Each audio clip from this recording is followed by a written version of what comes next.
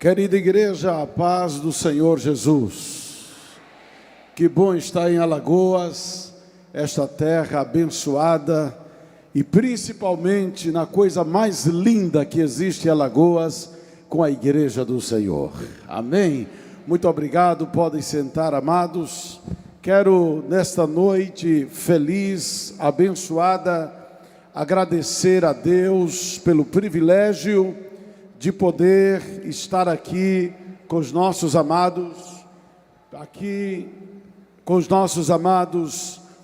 em Maceió, Alagoas, trazer ao nosso querido pastor Orisvaldo a saudação do nosso pastor presidente, pastor Ailton, seu amigo. O senhor é muito querido pela nossa família, o senhor é muito querido pela igreja de Pernambuco, pela convenção. E o nosso pastor queria ter estado hoje com o senhor, mas por uma questão de marcação de data, de médico e viagem em seguida, ele não pôde vir. Muito obrigado, pastor, direi a ele. Então, uma alegria enorme. E quero também demonstrar a nossa gratidão a Deus em poder participar deste evento dos 110 anos da igreja aqui em Alagoas. Eu fiquei surpreso quando o pastor José Carlos, nós ministramos estudo bíblico ano passado, representando o nosso pastor, esses últimos 2 anos, e ele disse: você vai pregar à noite. Eu digo: pastor, tenha misericórdia de mim, o senhor só convida homens renomados, e o senhor vai me colocar nesse meio. Já pensou, pastor José Carlos? E ele insistiu, e é por isso que eu estou aqui hoje. Mas a igreja vai orar, diga amém por isso. Diga amém por isso. Amém. E Jesus está aqui conosco. Uma alegria ver pastor Edi Vinagre, não é? Estivemos hoje recebendo a ministração poderosa da palavra de Deus. Pastor Juliano Fraga também, que nos impactou muito com a palavra. E pastor Emanuel, que pregou aqui já, e o conhecemos o ano passado, pernambucano da cepa, homem de Deus. Deus abençoe. E também, amados, toda esta convenção, pastores queridos, que como o pastor Ailton sempre diz, entre Alagoas e Pernambuco não há porteira. Quem diz amém, amados? Queridos irmãos, confesso que orei ao Senhor sabendo que teríamos os 110 anos da igreja aqui em Alagoas, buscando ao Senhor uma mensagem que pudesse ser útil à igreja e também, amados, as pessoas que estivessem aqui e que não tiveram ainda uma experiência pessoal com Jesus. Confesso que vários temas de avivamento, vários temas reflexivos a respeito do poder, da autoridade que repousa sobre a igreja veio, mas houve um que eu não consegui me separar dele, e sei que esta noite Deus quer exaltar algo aqui que deve estar acima de todas as coisas e que deve ser objeto da maior expressão de gratidão de todos nós. Quantos dizem amém por isso? E eu quero chamar de início a atenção das pessoas que estão aqui esta noite, que não tiveram uma experiência pessoal com Jesus. Quero chamar a atenção dos meus queridos irmãos e irmãs que estão afastados da igreja, afastados dos caminhos do Senhor. Esta noite Deus deseja lembrar algo muito importante a você.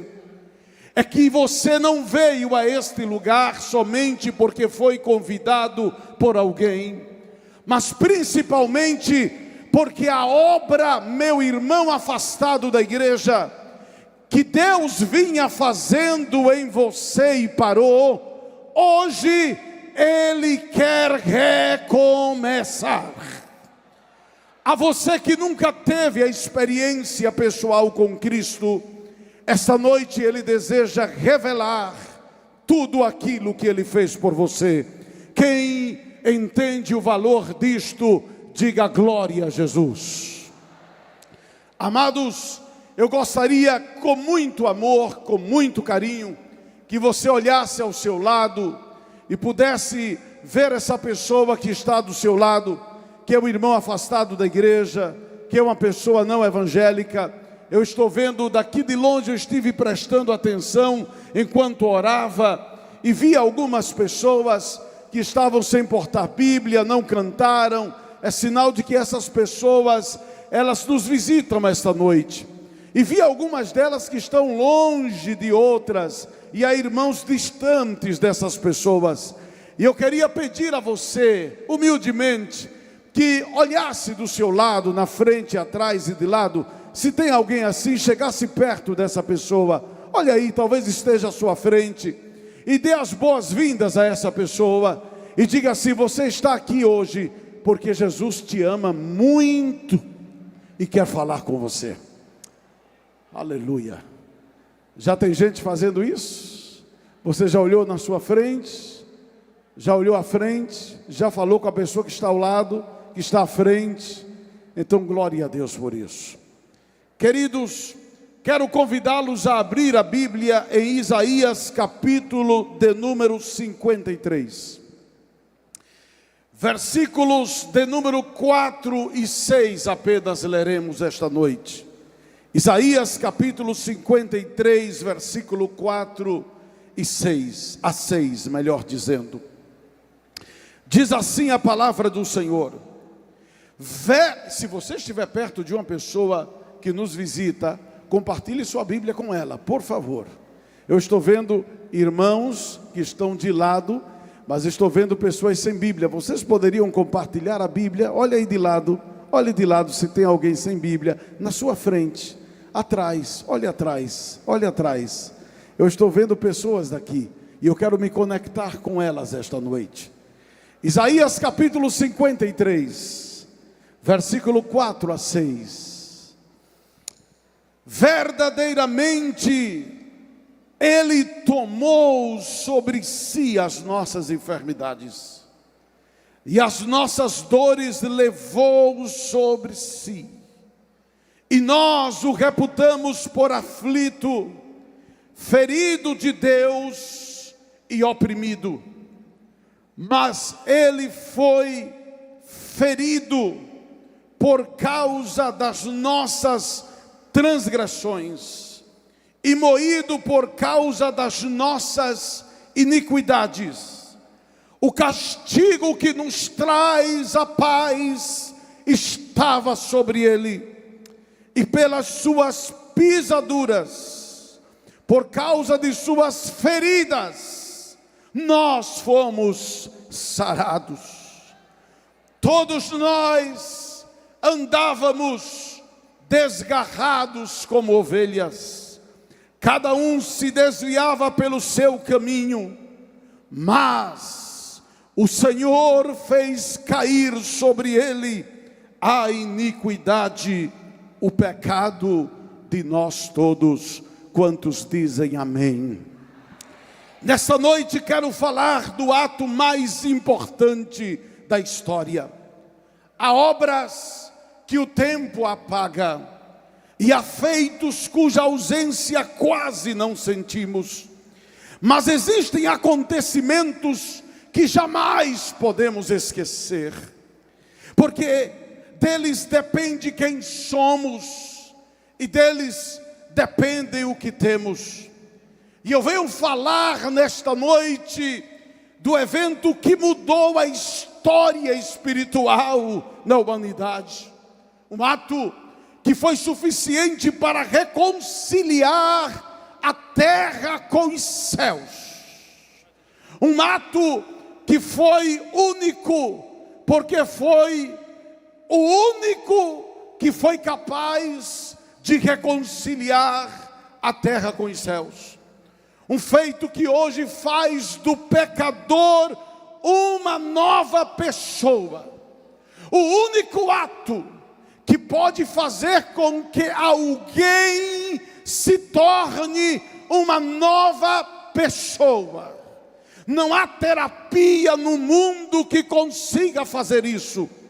Fazer com que o passado deixe de existir e tudo se faça novo. Esta noite eu venho exaltar o único ato capaz, ainda hoje, 2000 anos depois de ser efetuado, que pode transformar uma pessoa em uma nova criatura, transformar vidas, restaurar famílias. Quero exaltar o evento que deu origem à igreja. Estamos celebrando 110 anos da igreja em Alagoas. Foi mencionado aqui o nome do missionário que iniciou a evangelização aqui neste lugar. Mas deixe-me dizer algo. O missionário Otto Nelson, a igreja de Alagoas, não existiria se não fosse este ato que deu origem à igreja. O ato que inspirou e sustentou os mártires diante das feras do Coliseu. O ato, o feito que manteve viva a verdadeira fé em meio às densas trevas que a igreja passou nestes 2000 anos de história. Um acontecimento assim, queridos, não pode ser esquecido. Tem que ser celebrado. Deve ser o centro do nosso culto. Deve ser o centro da nossa adoração. E deve para ele ter a maior explosão de alegria e de gratidão. E eu me refiro à expiação feita por Cristo Jesus no Calvário. Eu vou dizer de novo: a expiação feita por Cristo e consumada no Calvário. Se o ato da criação é um ato sobrenatural, se o ato da criação é um ato poderoso, se o ato da criação é um ato inexplicável, escutem, se o ato da criação é importante porque nos deu existência, o ato da expiação foi o ato que resolveu a história da humanidade. Foi o remédio para que ainda existíssemos e pudéssemos existir por toda a eternidade. Ninguém entre os homens podia realizá-lo. E no entanto, Cristo a consumou na cruz do Calvário. Sem expiação não haveria redenção. Sem expiação não haveria remissão. Sem expiação não haveria justificação. Sem expiação não haveria adoção. Sem expiação não haveria santificação. E sem nada disto nós seríamos salvos. E sem nada disto não haveria igreja. Mas escute, nós estamos acostumados a pregar muito sobre a redenção, a remissão, o resgate e o perdão, a justificação, a santificação, mas estamos pregando menos sobre a expiação. Não há redenção sem expiação, não há remissão sem expiação, não há justificação sem expiação, não há adoção sem expiação, não há igreja sem expiação, porque a base, a causa de que existe resgate, perdão, adoção, justificação, santificação é a expiação. Você pode substituir para ter a liberdade do resgate e da redenção atitudes humanas, e você não não será redimido. A quem creia que as boas obras podem substituir e nos levar. Eu não peco, eu faço tudo o que é bom. Na verdade, eu me sinto justificado. Eu me sinto alguém que não está preso a nada. Mas saiba de uma coisa: boas obras não nos levam à redenção do pecado, tampouco nos levam ao perdão dos pecados. Promessa não traz salvação. Promessa não traz salvação, tampouco nenhum ato de justiça humana e de bondade humana traz salvação. Traz resgate, traz perdão, traz justificação diante de Deus. E a pergunta é: se nada disso traz, o que traz afinal? O perdão, o resgate, a justificação é a expiação feita por Cristo Jesus e consumada no Calvário. Foi por ela que fomos reconciliados com Deus. É através dela e por causa dela que nós podemos orar. Quem orou hoje aqui, levanta a mão. Quem sentiu a presença de Deus aqui, levanta a mão. Quem pode cantar que Deus te conhece detalhe por detalhe, levanta a mão e dá glória a Jesus. Você sabia quem é batizado com o Espírito Santo aqui? Você sabia que em Atos capítulo 2, Pedro disse que só há batismo com o Espírito Santo por causa da expiação? Todas as bênçãos espirituais, todas as promessas que em Cristo, ao sim e ao amém, é por causa da expiação. A origem está na expiação, a causa está na expiação. Quem me entende, diga glória a Deus. Somos reconciliados com Deus. Podemos orar e os céus nos ouvir por causa da expiação. Foi por ela que fomos justificados. Somos igreja, somos família de Deus e herdaremos o céu por causa da expiação. E tem gente que deve estar perguntando: e o que é essa expiação? Porque hoje em dia a palavra expiação soa estranha, soa desconhecida. E às vezes da igreja há quem até fale nela, mas não tenha parado para pensar, estudar e se aprofundar nela. E soa estranho para muita gente. Não é comum a nossa fala do dia a dia, e por isso parece distante ou sem sentido quando falamos expiação. Mas na verdade é uma das expressões mais profundas e poderosas da fé cristã. Ela revela a obra de Cristo, o sacrifício perfeito que nos reconcilia com Deus. Por isso precisamos preservá-la, por isso precisamos estudá-la, por isso precisamos pregá-la, por isso precisamos anunciá-la. Paulo por 2 vezes escreve aos Coríntios dizendo: quando eu fui ter com vocês e fui anunciar o testemunho de Deus, eu não fui com palavras difíceis, eu não fui com palavras rebuscadas de sabedoria humana, mas eu me propus. Eu tinha um propósito, eu tinha um objetivo, e o meu objetivo era proclamar a expiação, Cristo Jesus crucificado. E ele disse: eu decidi isso, aos 2 Coríntios: nada saber entre vocês, a não ser Jesus Cristo e este crucificado. Se há salvação, se há libertação, e eu creio que esta noite é noite de libertação. Eu vou dizer de novo: hoje é noite de libertação. Eu vou dizer de novo para que Satanás escute. Porque se tem uma coisa que quem chegou aqui oprimido já está sentindo o impacto da glória da palavra e da autoridade do Senhor. porque Satanás não tem medo de glória a Deus, não tem medo de aleluia, mas ele tem medo do sangue de Jesus Cristo vertido na cruz. E esta noite nós estamos exaltando o sacrifício de Cristo. Diga glória a Deus.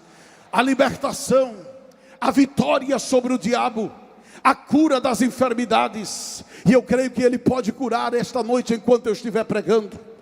Eu creio que há pessoas que serão impactadas enquanto eu estiver pregando, porque eu não estou pregando a minha palavra, mas eu estou pregando a obra da expiação. Eu estou pregando o sacrifício de Cristo esta noite. Diga glória a Deus por isso. Tudo que temos, diga comigo, tudo que somos. Está fraco? Tudo que somos, tudo que temos, tudo que teremos é por causa da expiação. Oh, aleluia. Ela é a origem de todas as bênçãos. Mas o que é expiação? Expiação é uma palavra que vem do latim, e vou me deter somente neste sentido, que é formada pelo prefixo ex, que significa completamente. Diga comigo, completamente. E o verbo piare, expiare, que quer dizer o quê? Aplacar, apaziguar, fazer com que seja removido. E o que se trata isso? A expiação é o ato de remover, satisfazer e aplacar aquilo que estava contra nós. A expiação remove o pecado, aplaca, apazigua a ira de Deus.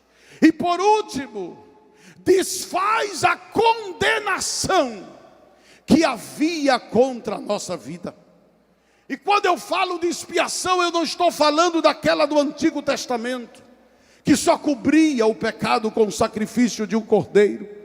Também não estou falando daquele sacrifício de animais que eram apenas ofertas pelo pecado, já que Deus nunca aceitou sacrifício humano, e nenhum homem teria justiça suficiente para nos reconciliar com Deus.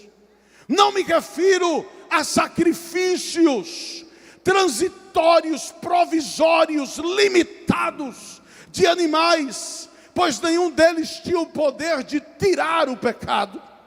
Hebreus capítulo 10, versículo 4 diz: porque é impossível que o sangue dos touros e dos bodes tire pecados. Escute-me, nenhum sacrifício do Antigo Testamento tirava o pecado. O homem oferecia uma oferta a Deus, que já dizia respeito ao que Cristo faria, mas não conseguia tirar o pecado. E este é o grande problema que a expiação veio tratar, senhores e autoridades que me escutam esta noite. Aproveitem para prestar bem atenção, porque hoje o Evangelho está sendo pregado com clareza, para que você entenda quem é Cristo, o que Ele veio fazer e o que você precisa fazer para ser filho de Deus. A expiação é outra coisa que estou falando. Eu estou falando da que Jesus fez, do sacrifício perfeito, definitivo, eterno, aquilo que Cristo alcançou na cruz do Calvário. A expiação de Cristo nos diz respeito à relação a Deus, ao homem e ao pecado, a Satanás e ao universo. A oferta do Antigo Testamento era o pecador e Deus, mas a oferta do corpo de Cristo na cruz mexeu com tudo, mexeu com Deus, mexeu com o diabo, mexeu com o pecado, mexeu com o homem, para trazer tudo ao lugar de novo na presença de Deus. A expiação de Cristo nos diz que para trazer a salvação, Jesus precisou levar o pecado de todos. A obra que nenhum animal poderia realizar, nenhum homem podia cumprir. Somente Cristo consumou essa obra. Hebreus 10:10, escute, diz assim: pela vontade de Deus, temos sido santificados, não pelo que a gente faz. Nós precisamos voltar a pregar a santificação da forma certa. Nós estamos, me permita, pastor, pregando da forma errada.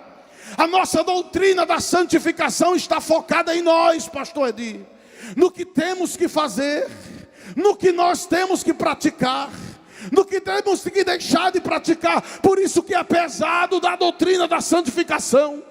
Mas a doutrina da santificação, ela só é resultado da santidade de Deus.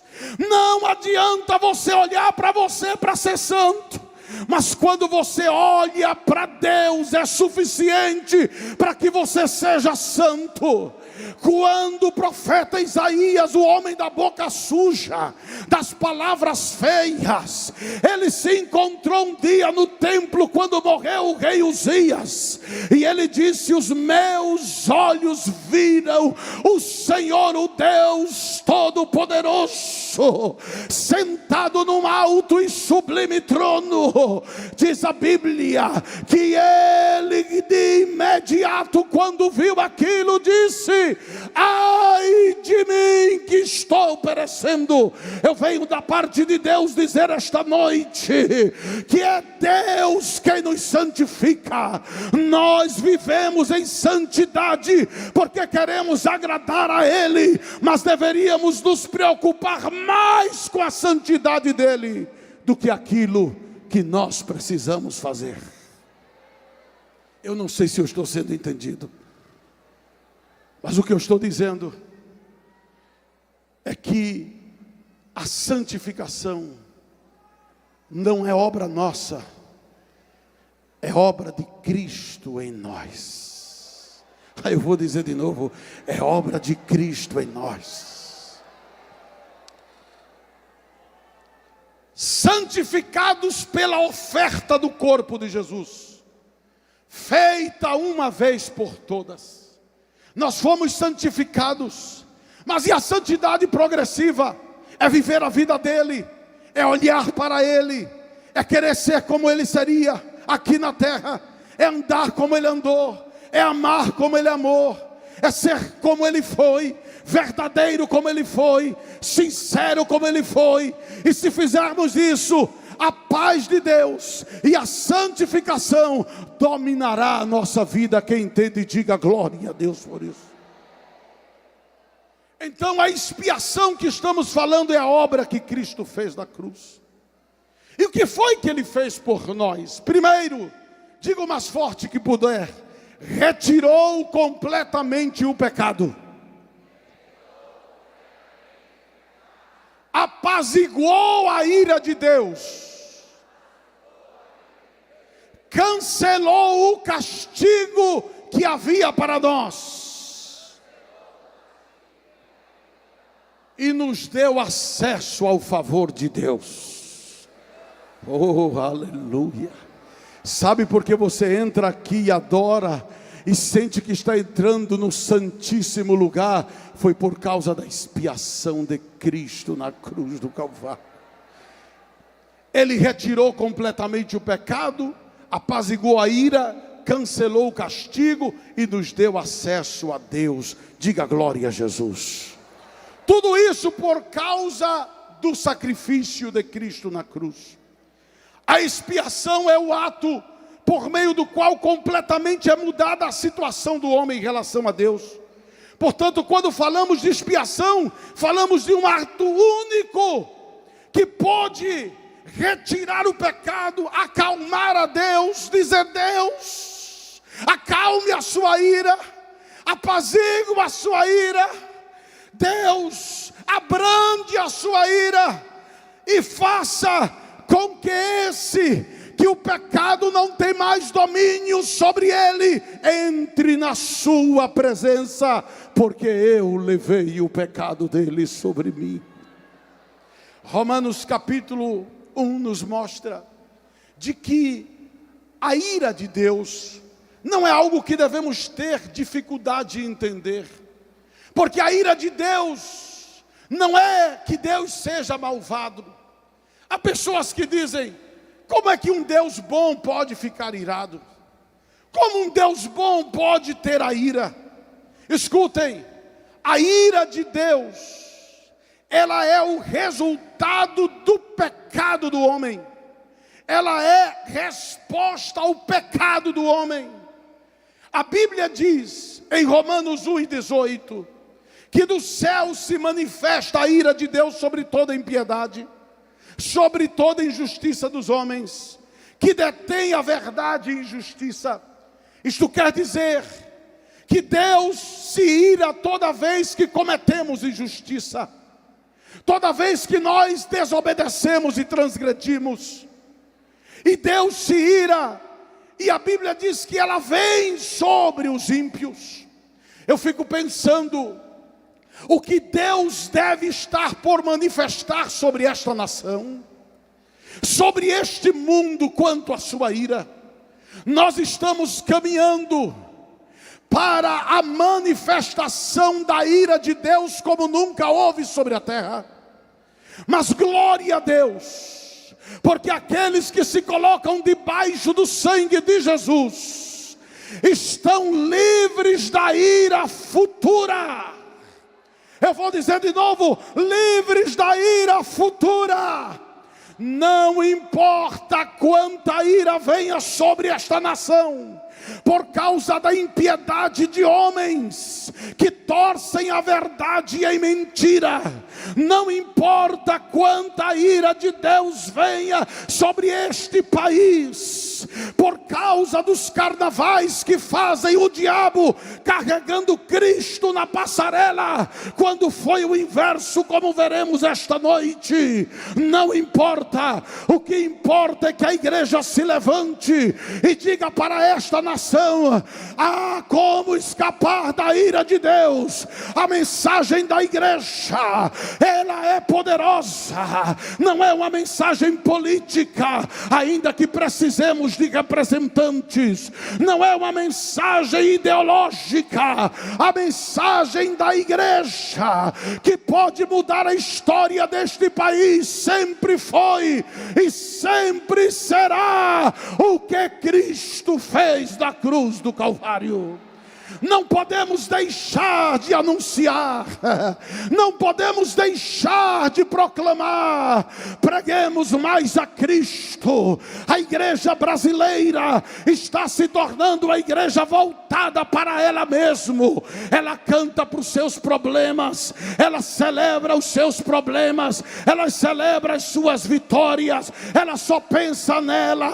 Ela se reúne no estádio e só reúne ela, quase não leva pecadores à presença de Deus. Chegou a hora, Brasil, e Deus vai mandar perseguição, porque com perseguição a igreja se aviva, com perseguição a igreja se espalha. A ira não é para nós, a ira é instrumento de correção de Deus, mas quem está debaixo do sangue do Calvário vai ser como Israel na terra de Gozém. Tem treva lá, mas não tem cá, tem desastre lá, mas não tem cá, porque a bandeira do sangue de Jesus já nos livrou da ira de Deus.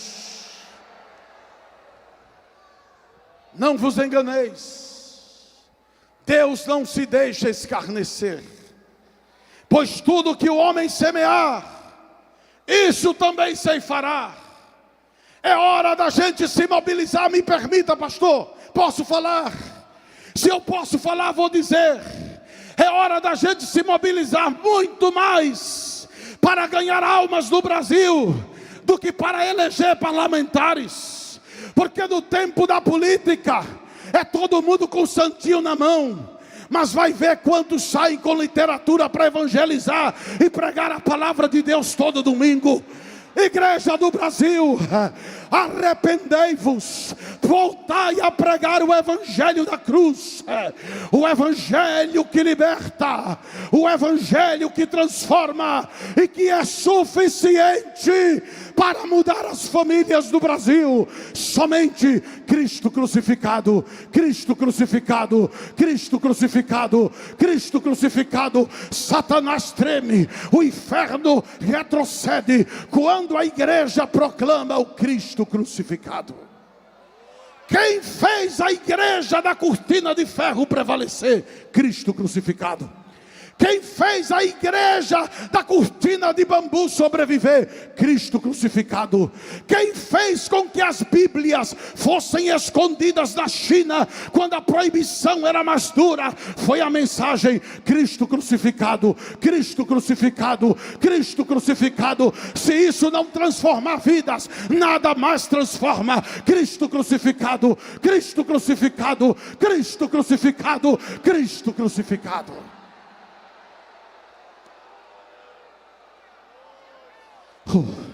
Se vai adorar, levanta a mão e glorifique, que não é para mim não, é para o que foi crucificado.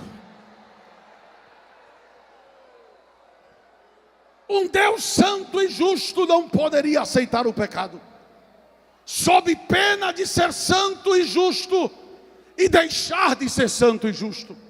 Escuta aqui, meu irmão que está afastado da igreja, meu amigo, sabe por que esse vazio e esse inferno na sua casa? É porque você tem experimentado o vazio de Deus.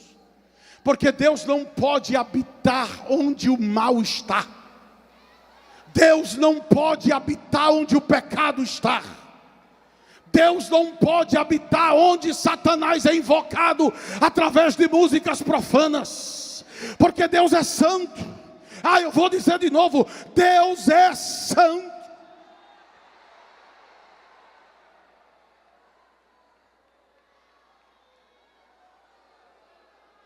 E por causa de que Deus é santo, Ele não pode participar. Mas a solução: Cristo já removeu o pecado para você. Salmo 5, versículo 4 diz: porque tu não és um Deus que tenha prazer na iniquidade, nem contigo habita o mal. Tiago 1,13 diz que Deus não pode ser tentado, nem a ninguém tenta pelo mal, a ninguém tenta e nem é tentado pelo mal. Deus é luz, Deus é luz, e não há nele treva nenhuma. Quando a treva se estabelece em uma área da nossa vida, Deus não está ali. Se as trevas se estabeleceu no seu casamento, Deus não está mais ali. Se as trevas se estabeleceu por causa do adultério, Deus não está mais ali. Se as trevas se estabeleceu por causa do vício, por causa da bebedagem, por causa da prostituição, por causa de todos os males e transgressões, Deus não pode estar ali. E você dirá: onde Deus está? Deus está onde foi lavado pelo sangue de Cristo, purificado pela remissão do sangue derramado na cruz. Sabe qual é o grande problema do homem? É o pecado. E por ser o pecado o grande mal, provoca a justiça de Deus. E é por isso que a grandeza da expiação e do sacrifício de Cristo. Isaías 53, o texto que lemos diz, escute: mas ele, diga comigo, mas ele foi traspassado por causa da nossa rebelião, da nossa desobediência. E é aí que começa o mistério ser revelado para você. Você que saiu da igreja, se rebelou contra a vontade de Deus, Satanás conseguiu te enlaçar, te arrastar para fora. Eu quero te dizer, foi por causa disso que ele foi ferido. Você que não entende o evangelho e tem vivido longe de Deus, foi por causa disso que ele foi ferido. Foi golpeado para que tivéssemos paz. foi ferido para que fôssemos curados.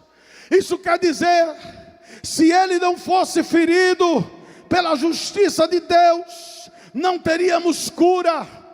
Quem crê em cura aqui divina, foi porque Jesus foi ferido. Quem crê esta noite em restauração de vida, levante a mão e glorifique. Foi porque Jesus foi ferido. A doença do homem é o pecado, e foi por isso que Jesus fez a expiação e o sacrifício.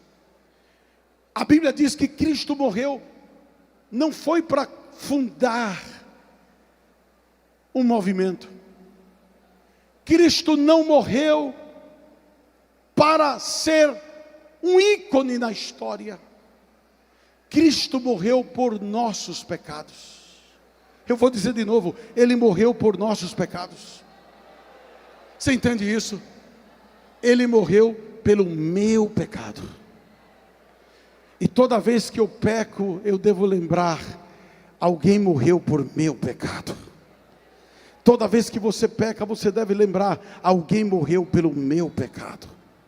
E todas as vezes que a tentação chega à sua porta, você pode dizer para ela, eu não vou fazer o que você está pedindo, porque alguém morreu, sofreu pelo meu pecado.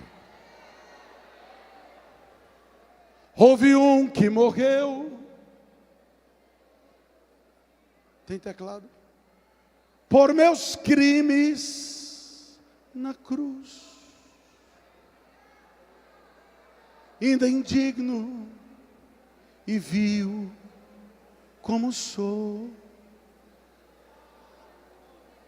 sou feliz, pois seu sangue verteu lá na cruz, e assim os meus pecados lavou. Meus pecados levou na cruz onde morreu o sublime, o meigo Jesus.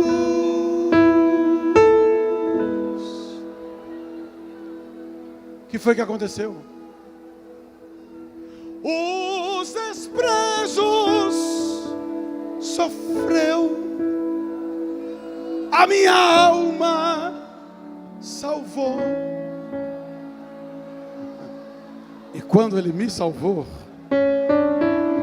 mudou minhas trevas em luz.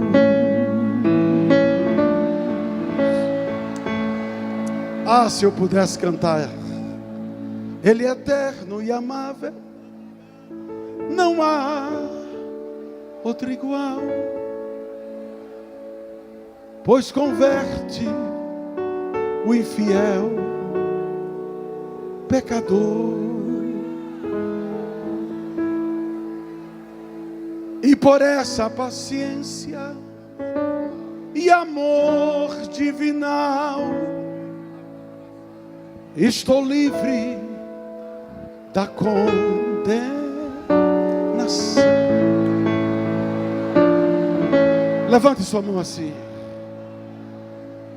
E para Satanás ser sacudido, para ele sair daqui de perto correndo os demônios que estão perturbando vidas, Satanás chegou para Lutero e disse: Lutero, olha a lista de pecado que tu tem. Lutero pegou tinta vermelha e escreveu: o sangue de Jesus Cristo já me purificou.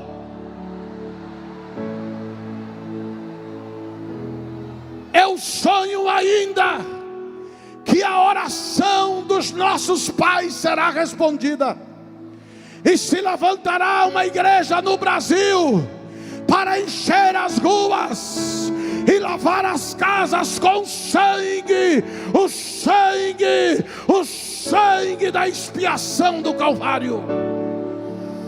Levanta a tua mão para celebrar esta noite e canta: meus pecados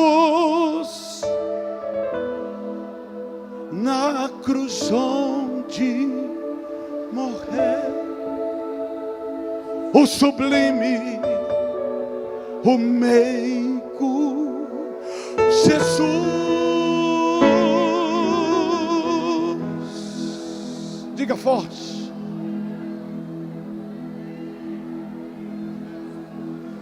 Os desprezos sofreu.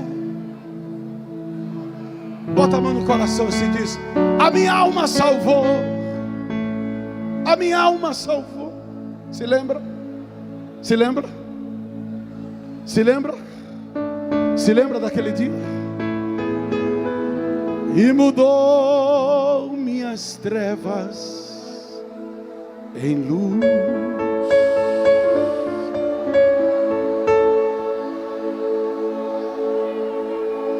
Vocês suportam ainda que eu pregue? Diga amém. O pecado é o fracasso do homem em relação a Deus. O fracasso é o pecado. Por quê? Porque o homem, por causa do pecado, não consegue cumprir a lei de Deus. Vou dizer algo que é muito forte, mas precisa ser reconhecido para que a vida do ser humano possa renascer. Todo homem é um fracassado. Vou dizer de novo: todo homem é um fracassado. Todos. Você pode ser um empresário desta cidade. Você pode ser um ilustre cidadão de Maceió. E você pode olhar para os seus bens, olhar para a sua vida, olhar para a sua família e dizer: eu não sou fracassado. Mas quando você olhar para Deus, você terá que dizer: eu sou um fracassado. Porque se você for soberbo, você dirá como aquele homem rico: alma minha, vê tudo que eu construí. Mas se você tiver a visão certa de Deus, você dirá: Deus me fez alguém importante, Deus me deu nome, Deus me deu família, Deus me deu bens, e eu ainda não dei a minha vida para Ele. Diante de Deus, você e eu somos fracassados quando resistimos a Ele. Fracassado é aquele que não obteve sucesso, não atingiu os objetivos e falhou na tentativa. Quantas pessoas dizem: eu queria, mas não consigo, pastor? É o pecado. Mas Cristo levou sobre si os nossos pecados. O pecado nos afasta de Deus. A Bíblia diz: não há um justo nenhum sequer. Isaías 59 versículo 2 diz: mas as suas maldades separam vocês de Deus. Não separa Deus de você. O pecado separa a gente de Deus e não deixa a gente vê-lo. Quanto mais longe nos mantemos de Deus, mais fracassos colecionamos. Você está aqui esta noite dizendo: a minha vida está fracassada, não consigo mudar este quadro da minha vida. É verdade. Quanto mais longe de Deus você fica, mais distante você está do milagre. Mas esta noite há um clamor de Deus para a sua vida. E o clamor de Deus é: chegai-vos a Deus, e Ele se chegará a vós. Limpai as mãos, pecadores, e vós de duplo ânimo, purificai os corações. Senti as vossas misérias, lamentai, chorai, e converta-se o vosso riso em pranto, e a tua alegria em tristeza. Humilha-te perante Deus, e Ele voltará a te exaltar. Eu gosto de evangelizar, e quando eu chego em um restaurante, onde for, a primeira pergunta que eu faço para uma pessoa não é qual é sua religião. Sabe qual é? A que distância você está de Deus? A que distância? E eu me surpreendo com a quantidade de gente que diz para mim: eu já estive mais perto, mas hoje eu estou longe. Achegue-se a Deus esta noite.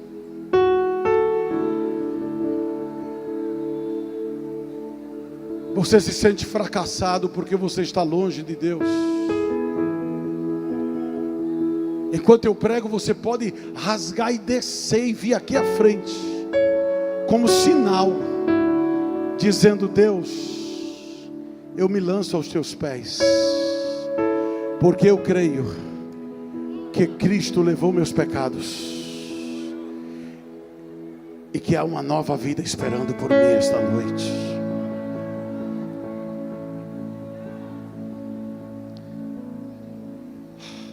Se eu pudesse falar da culpa, alguém tinha que assumir a condenação do homem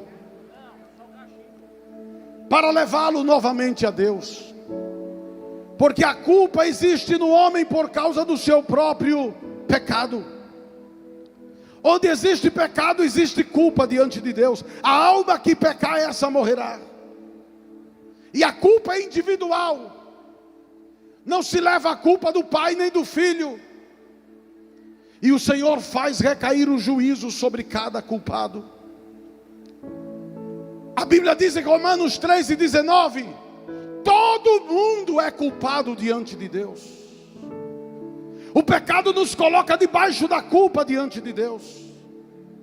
Tiago 2:10 diz que se você quisesse guardar toda a lei, quando tropeçasse em uma coisa só, você já seria culpado. Todas as vezes que um israelita se sentia culpado, ele tinha que fazer uma oferta pelo seu pecado, porque tinha tropeçado. Agora, quantas vezes falhamos em pensamentos, falhamos em atitudes, mas Cristo Jesus também levou esse pecado na cruz. E quando nos achegamos a Ele, essa culpa é desfeita pelo poder do seu sangue. Mas o homem culpado, alguém tinha que assumir a condenação dele. Algo tinha que aplacar a ira de Deus, algo tinha que afastar o pecado, algo precisava cancelar o castigo. E eu pergunto: quem pode aplacar a ira de Deus? Do Deus santo, do Deus justo. Quem poderia reconciliar o homem com Deus novamente? Precisava de um justo para satisfazer a falta, o pecado e o fracasso. Somente um justo poderia pagar o preço da justiça. Somente um justo poderia nos conduzir de novo a Deus. Sabe o que é conduzir de novo a Deus?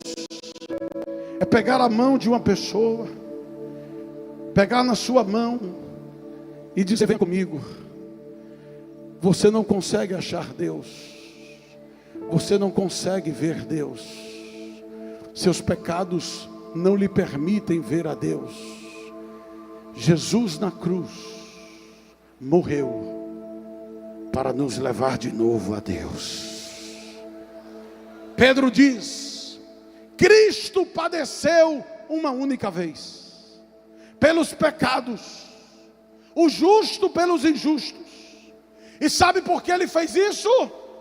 Como justo morrer por injustos, ele tinha uma finalidade: eu quero todo mundo perto de Deus. Jesus já reservou o lugar da tua família perto de Deus.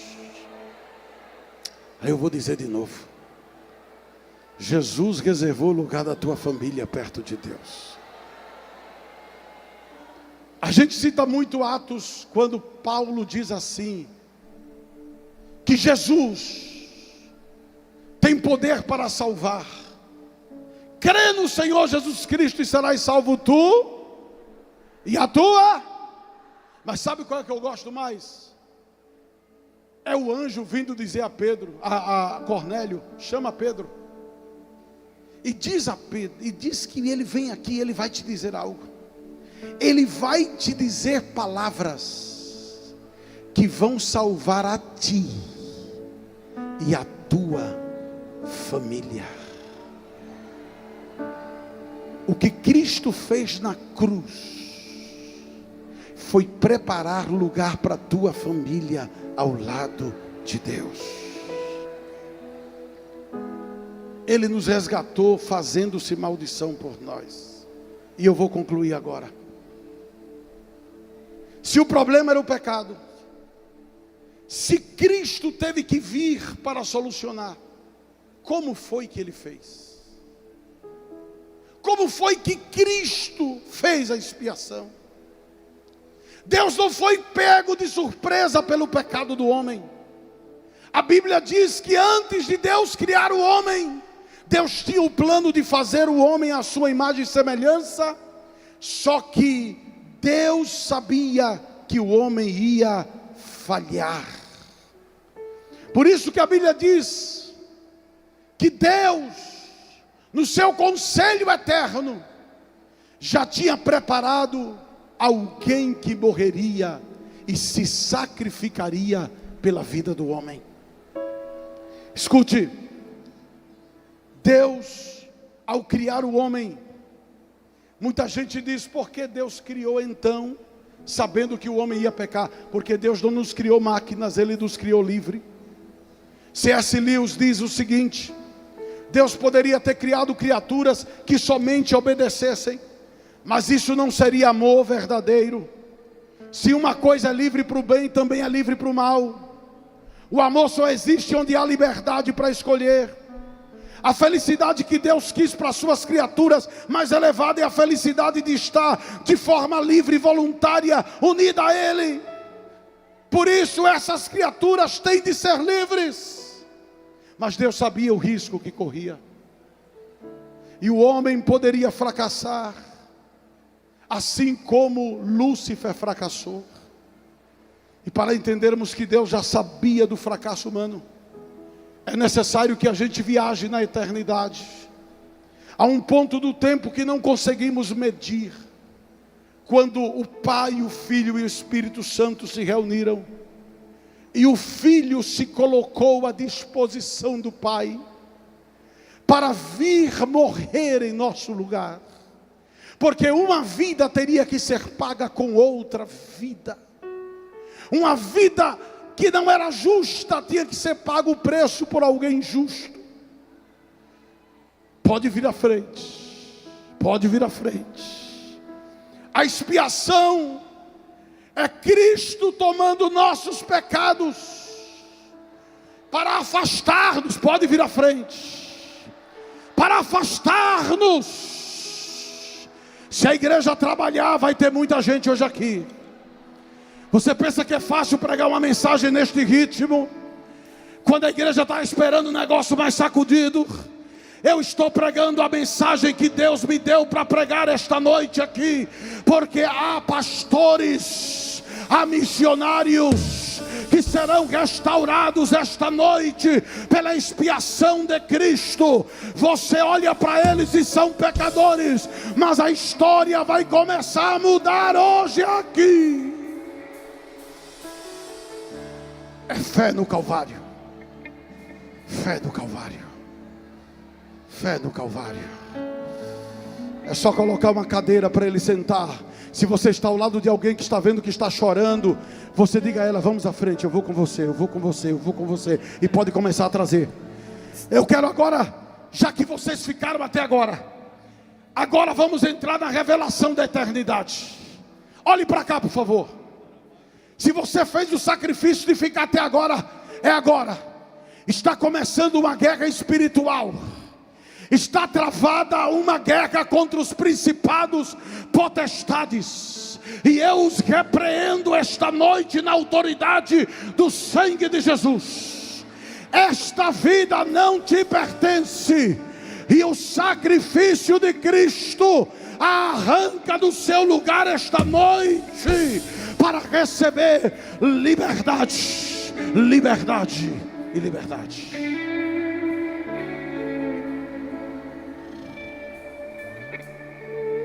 Escute,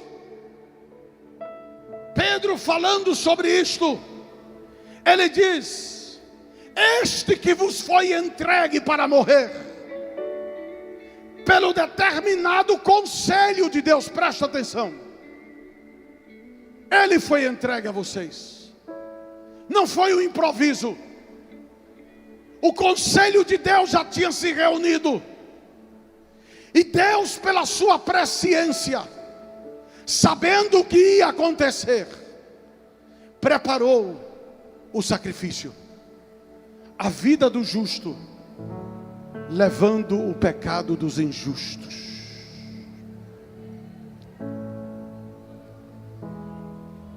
Eu estava estudando a palavra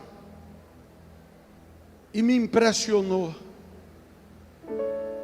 Isaías, do capítulo 40 ao capítulo 49.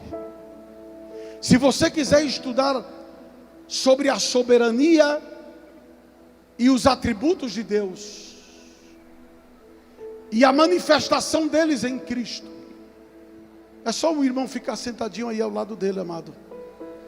E pode trazer outras vidas, pode trazer. Sabe que Isaías diz? Isaías diz assim, não vai dar tempo para ler tudo. Capítulo 42, Deus falando pela boca de Isaías, abre a eternidade para ele e revela a conversa do Pai, do Filho e do Espírito Santo. E sabe o que foi que ele disse? Eis aqui o meu servo, a quem sustenho, meu escolhido. Isso foi o Pai falando para o Filho, e eu vou mostrar a vocês que foi. Em quem a minha alma se compraz, pus sobre ele o meu espírito, e ele vai promulgar o direito. Não é para os judeus, é para os gentios. Escute, ele não vai esmagar, não clamará, não gritará, não fará ouvir sua voz da praça, não esmagará a cana quebrada, não apagará a torcida que fumega, em verdade promulgará o direito, não desanimará, não se quebrará, até que ponha na terra, o direito, e as terras do mar aguardarão a sua doutrina. Ele vai governar o mundo. Aí Deus para. O pai olha para o filho e diz assim: assim diz o Senhor que criou os céus, e estendeu e formou a terra, e tudo quando produz que dá fôlego de vida. Eu, o Senhor, te chamarei em justiça, e te tomarei pela mão, e te guardarei, e te farei mediador da aliança. Isso foi na eternidade. Isso foi o pai dizendo para o filho: eu vou te fazer mediador de um pacto, de uma aliança. Isso não é Deus falando com Isaías sobre Isaías, não. É ele usando Isaías para falar na terra o que já tinha sido dito na eternidade. O diabo ouviu isso e disse: quem é esse? Como é que ele vem? E no capítulo 49, o Senhor diz: ouvi-me, ilhas, escutai, povos distantes. O Senhor me chamou desde o ventre, desde o seio da minha mãe fez menção do meu nome, desde o ventre da minha mãe. Aí ele diz: o Senhor que me formou, no versículo 5, desde o ventre, para ser seu servo, para restaurar Israel.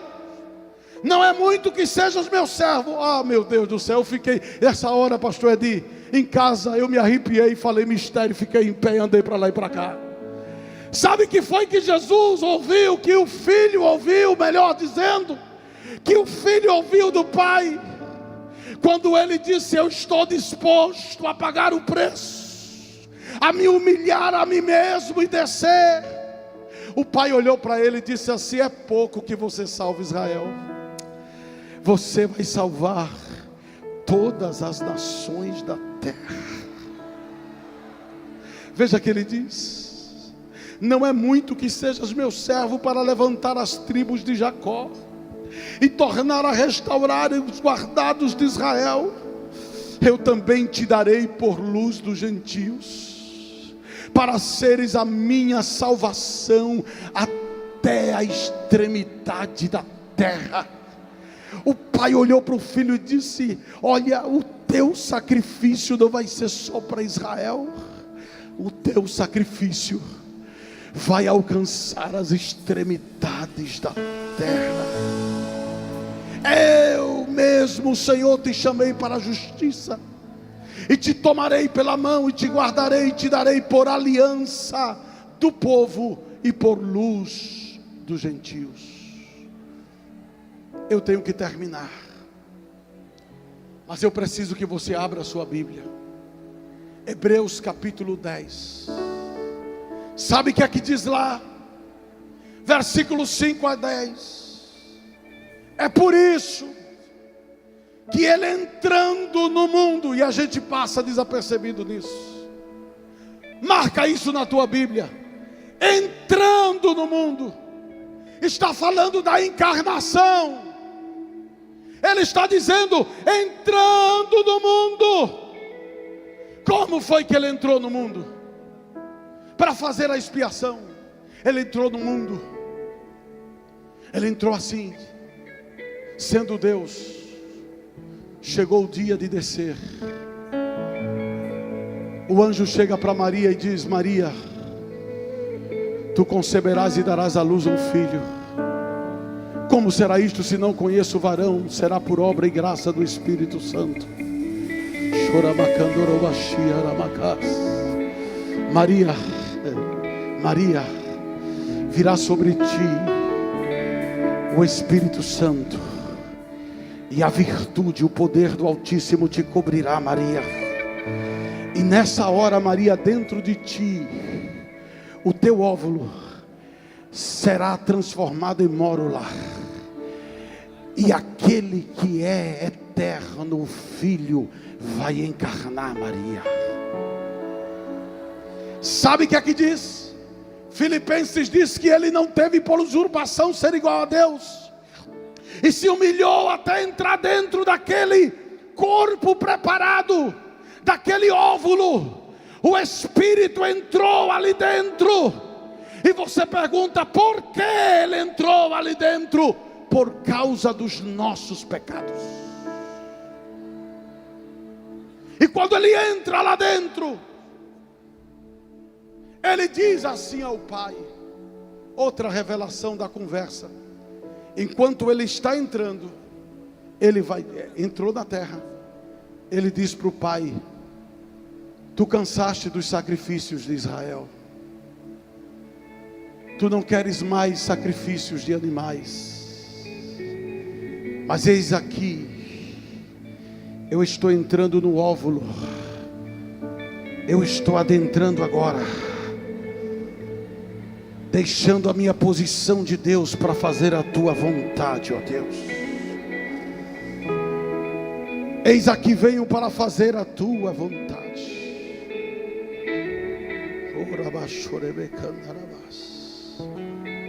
Escute. Desde o começo ele sabia que veio pelo pecado. Desde o começo ele sabia. E ele dizia: convém, importa que o Filho do Homem seja rejeitado, morto, espancado, que seja morto e ressuscite ao terceiro dia. Isto era a prova do amor de Deus por você, para que hoje você pudesse experimentar a liberdade. Tem gente se convertendo pela internet. Ele veio por você. Ele veio pelos seus pecados. Ele veio por você. Ele veio para resgatar você. Ele veio por causa do que você tem feito, que tem lhe afastado de Deus. E você está dizendo: pastor, eu não consigo. Eu sei, mas não consigo. Escute, o que Ele fez na cruz do Calvário não somente pode te dar uma nova vida, mas pode te dar a condição hoje de te levantares desse lugar que você está ouvindo esta mensagem e vir aqui à frente. Receba força da parte de Deus agora. Satanás tem prendido a tua vida, Satanás tem oprimido a tua vida, Satanás tem escravizado a tua vida, tem mentido para você, e você, como Eva, tem pecado porque tem ouvido a voz do diabo. Hoje, o que Cristo fez na cruz do Calvário aniquila o teu pecado, anula o teu pecado, anula o que você fez de errado.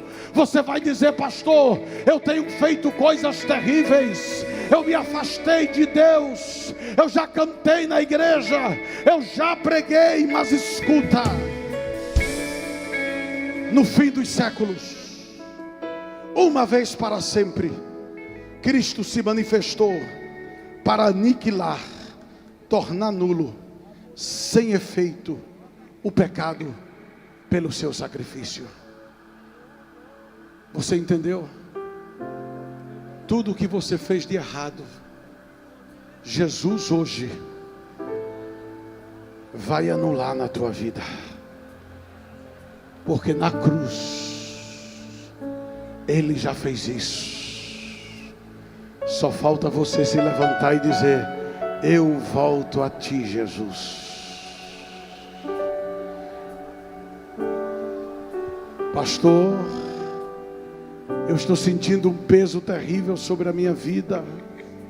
Eu estou sentindo um peso terrível sobre mim e eu não consigo me levantar. Escuta aqui. O Senhor já venceu o diabo na cruz. Eu vou dizer de novo: a expiação é a vitória de Cristo sobre Satanás. Quando Jesus morreu na cruz, a Bíblia diz: Ele cravou na cruz a condenação que existia contra você. E sabe o que foi que Ele fez? Quando Ele entra na terra, escute, ali começou a expiação. Na cruz terminou a expiação. E quando termina a obra que Ele diz está consumado, pode trazer, pode trazer, pode trazer. Ali na cruz do Calvário, sabe o que foi que aconteceu? Ali na cruz do Calvário, diz a Bíblia, que Jesus, quando disse está consumado, o seu espírito saiu do corpo. E antes de ficar 3 dias no lugar destinado aos mortos, porque ele foi ao inferno e pregou aos espíritos em prisão, diz a Bíblia que os demônios que estavam perfilados, ele saiu arrancando as armaduras dele, tirando a roupa deles, os despojou publicamente na cruz.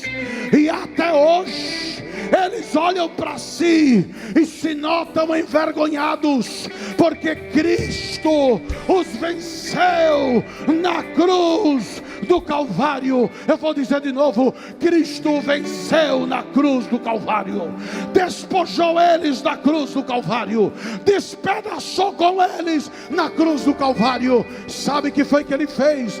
Ele foi o primeiro homem que venceu Satanás, Ele foi o primeiro homem que venceu o diabo, para que você também vença Satanás e o pecado esta noite. Ele triunfou, Ele triunfou. Sabe o que é isso? Dizer triunfar no grego é uma palavra que indica o seguinte: Ele fez um desfile antes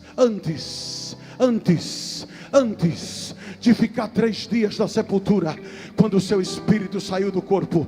A cruz, diz Paulo, a cruz foi o desfile da vitória de Cristo. Oh, aleluia. Oh, aleluia. Oh, aleluia. Deus estava em Cristo reconciliando os homens com Ele, não considerando os seus pecados. Jesus venceu o diabo na cruz. Jesus venceu Satanás na cruz.